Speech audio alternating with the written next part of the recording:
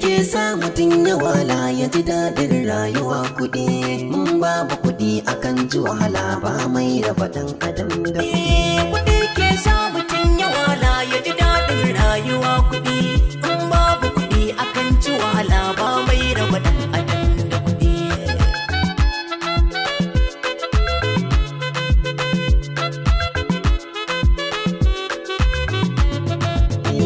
Kuɗi ke maganin talauci kuma suke yaya damuwa. Allah ka raba mu dai da babu, maza ne mu na kanka ɗan uwa. Maza je ka nemo wata sana'ar dan kaiwa kanka garkuwa. Ki da koko ko ka sai da shayi walda kafin ta ɗan uwa. Kuɗi ke maganin talauci morewa ɗan adam da kuɗi.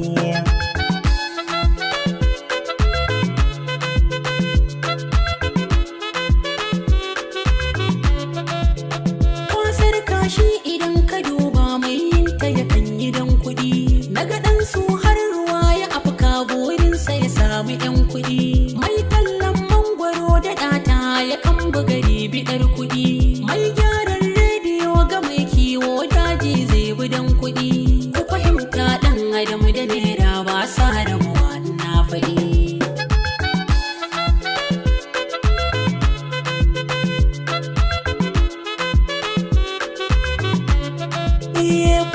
Kuture shiga ɓarawo ƙarshen zancen kawai kuɗi.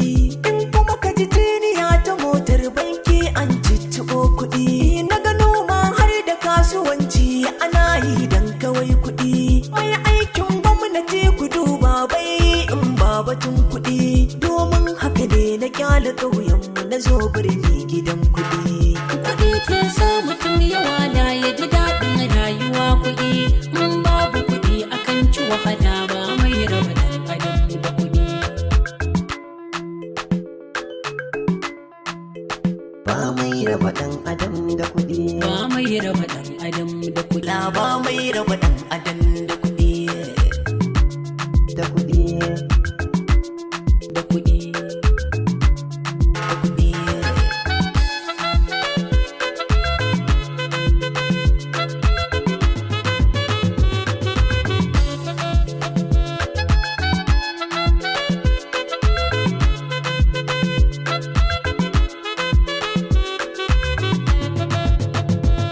Ka nufa na cin maburi ba wanda ya kai uba uwa. Mahaifina ya tara bashi gun nema nasa bai zuwa. Sanadin haka sai ya kama ciwo bashin ya saka shi damuwa. Ƙarshe mutuwa ta ɗauke ransa daga ranar banda nutsuwa. Na ɗau kudirin biya na bashinsa na bar ƙauyenmu don kuɗi.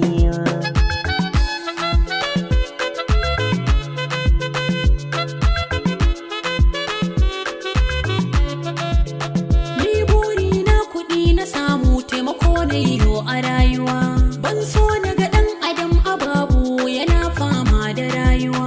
To yanzu mahaifiya ta bulki su kuɗi na hayar su zambiya.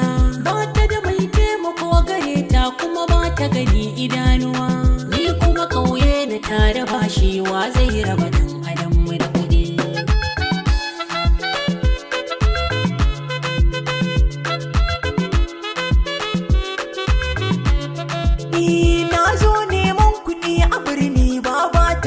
Ji ta gani in nemi kuɗin da zan ci kanta na yi mata gida na yo gini. Domin na faranta zuciyarta don ta raine ni tuntuni. Ta sha wahala da ni da babana yan mutu gani kankani.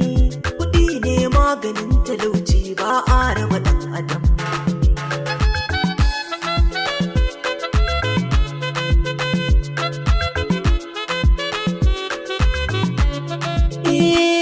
Ke sa mutum ya wala ya ji daɗin rayuwa. Kuɗi in babu kuɗi akan ci wahala ba mai raba ɗan adam da kuɗi.